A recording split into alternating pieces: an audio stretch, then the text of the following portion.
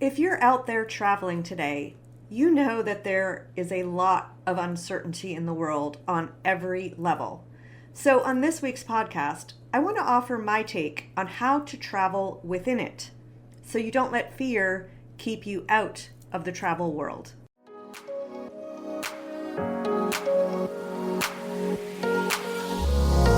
Welcome to How to Travel Full-Time, the podcast that helps you turn your dream of full-time travel into a realistic and sustainable lifestyle.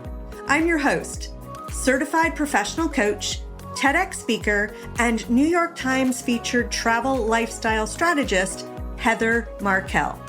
I'm excited to get you motivated and going with tips, real-life stories, and strategies from someone who's been living the lifestyle since 2018. Let's jump in.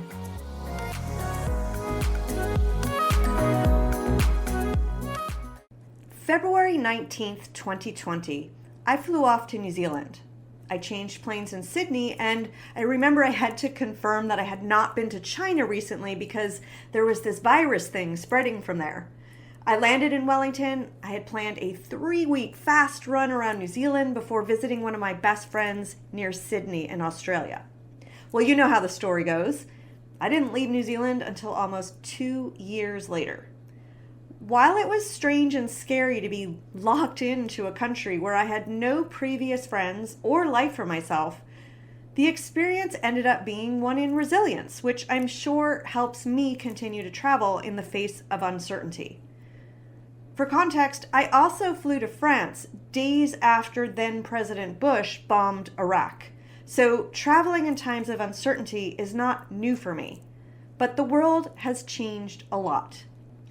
And if safe travel in uncertain times is on your mind, it's something that I can help with in one of my one-to-one coaching sessions to help you feel more prepared and relaxed about upcoming travel plans. So let's take a look at what's changed. And that's as of the recording of this podcast, because probably, tomorrow, next week, there are going to be other things. But right now, prices have increased everywhere. And not just fuel surcharges, bag fees, and flights, but also goods and services, hotels, food. Although ironically, I found that domestic transportation costs in most places I've been remain relatively affordable in comparison. The big bullies, as I'll call them, seem to have united in their quest for more money and more power, and dominating smaller countries seems to be the new trend. So that means there are more places in the world that we can't travel safely or at all. Add to that list fuel shortages caused by the situation over the Strait of Hormuz, and now you have less flight availability and more cancellations. And then there's changing visa requirements. Places like Europe are going to require new authorization to enter, even if you're from a visa-free country. If you're American, well, we may find that our passport declines in value, and we may have to eventually pay more for visas, generally speaking. Some countries are even banning Americans in retaliation to how the U.S. government is treating them. So those are some of the biggest changes. Now let's talk about how should you navigate the world while you're sidestepping all these obstacles. Well, first, prepare for delays. So that means get to the airport earlier than usual. And hey, I'm someone that already did that. I'm already getting there like 3-4 hours ahead. I might even get there earlier than that. And if you're a last minute traveler, I wouldn't be for now. I would suggest you get there a lot earlier than you're used to, especially if you're not a member of one of those express lane services. And frankly, even if you are, they may no longer be the breeze they once were. Bring something to keep you from extreme boredom, like a book or an iPad. And of course, remember extra chargers, and maybe bring extra puzzles so that while you've gotten there really early, if it ends up being a little bit more of a breeze than you expected, yay, just make sure you have something with you so you don't go nuts. Preparing for canceled flights is also important. So in case your flight home gets canceled, here are a few things that you can do so you don't get really anxious in the moment. If you are taking any prescription medications, bring extra with you. That might be 2 weeks worth so that you have time to sort out a path to getting more if you're stuck someplace for a while, or so you have enough for the entire time you're stuck, and that's just one less headache to deal with. Research alternate routes. So if plan A isn't going to work for you to get home, think about indirect flights. Maybe there are trains or boats or whatever might be relevant. It may take longer, but if you need to get back and you can't with your first choice, look into other options. Bring your laptop.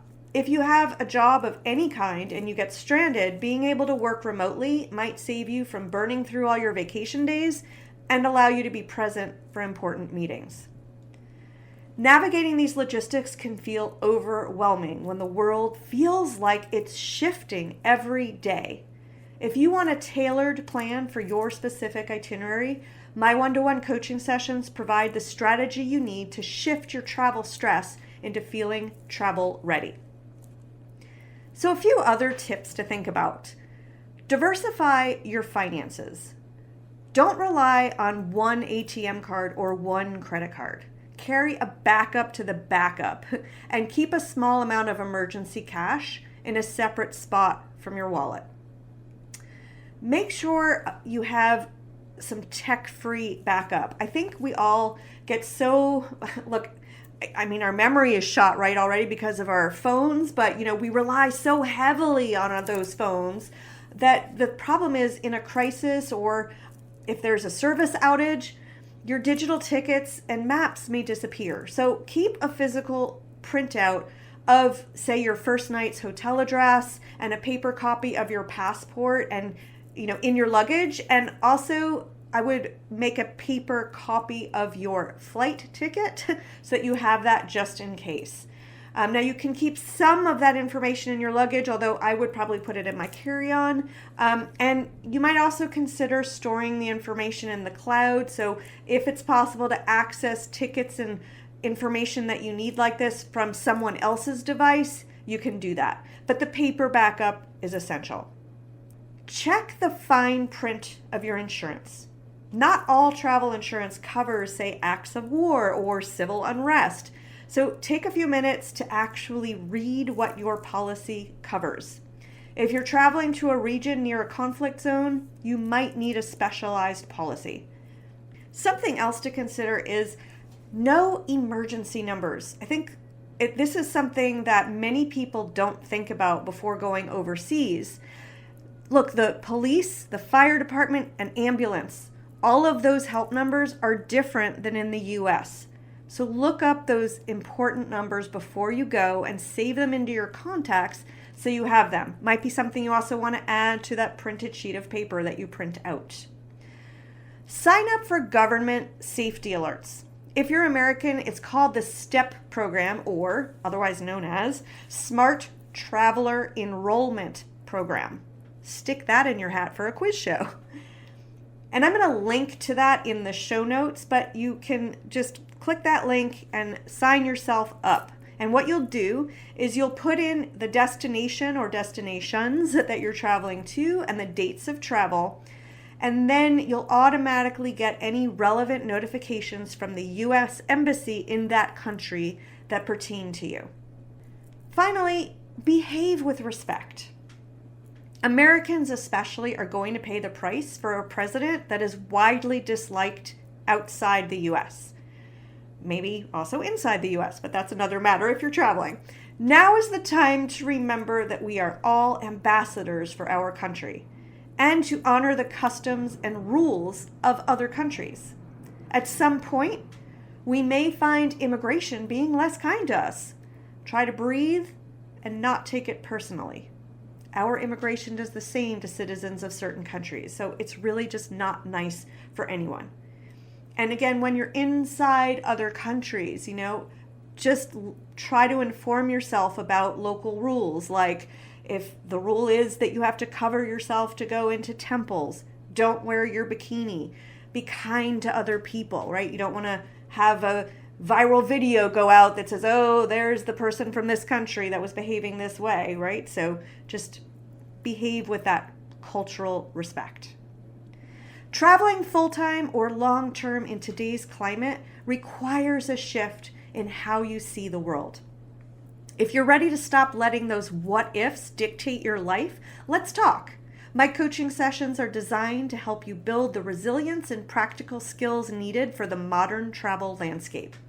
Use the link that I'm going to put in the show notes below to book at travelprepcall.com and book that call so that we can make travel the best experience possible for you.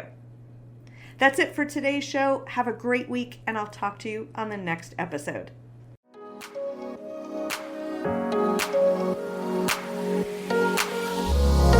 Thanks for listening. If you're ready to start living the full-time travel lifestyle, or you're already doing it and you want to make it last longer, I'd like to invite you to the Full-Time Travel Academy.